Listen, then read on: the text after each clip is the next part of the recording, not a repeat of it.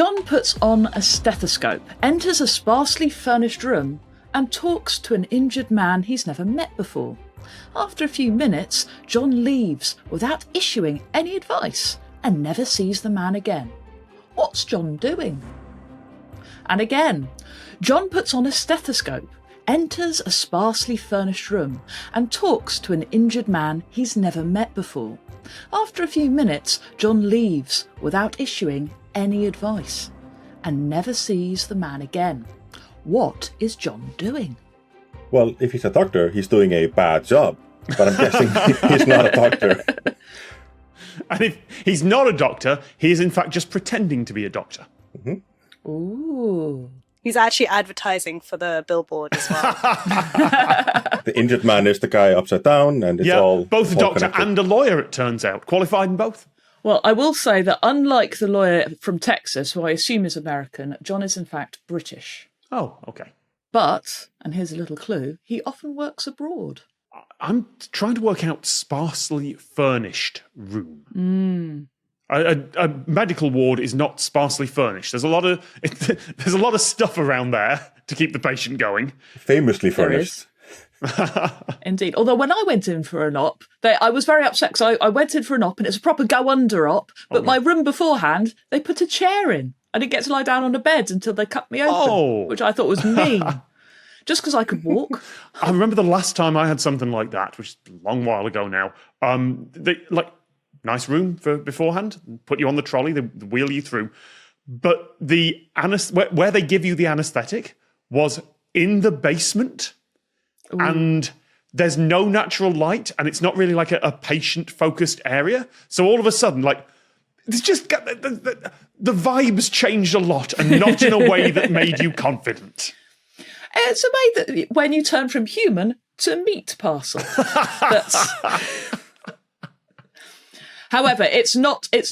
I will say now. It's the sparsely furnished room is not in a hospital. I wonder if, like, the injury of the man actually matters or is serious, or like it just happens that they're injured or something happened before, and this whole thing is kind of misdirect. Maybe he's just the wrong kind of doctor for this injured man. And he goes in, he's like, yeah, this is not working. No advice to give. Let me just leave and can't help you, so I'm not going to go see you again. I love that answer, but unfortunately that is incorrect. He is, that would be an amazing answer. I like that. I'm sorry, I'm a paediatrician. There we go. We're too old. You're too old. I'm actually a vet, and you're not a dog, so I'm very sorry. But I can prescribe you some great tranquilizers. Just really, really good. So I will underline, John is not giving out medical advice. I'm just going to underline that. So maybe the stethoscope isn't for the patient. Technically, you're correct. Technically. I don't like being technically correct on lateral. That's not helpful. That is correct, but I don't know if it's going to help you, but it might. Somehow that has increased the possibilities. All right, then, I will give you another clue. John works for the UK government. I wonder if this is, like, they just happened to have met. It wasn't a thing that they have to meet, or this was an appointment. It just happens to have created that scenario of he has the stethoscope and the person he met is an injured person on the way to a hospital at some point. Don't worry, we will get to that. It just happens that this was the situation. It's kind of the opposite of that. This is an interrogation room. Ooh. And I'm going to whack on. him with my stethoscope until he gives me the answers that I want. I want you to carry on with that thought, but less of the whacking. Okay. Sparsely furnished could be a cell or a holding cell.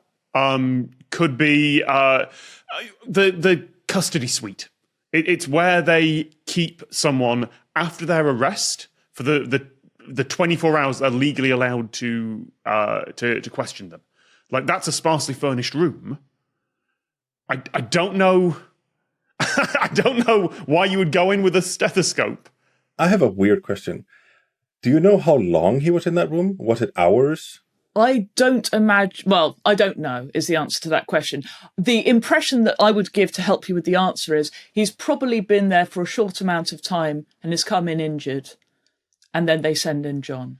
Okay, because in old, like, I've read some books about like interrogation techniques that were used in the past, where a way to gain trust is just to be with a person.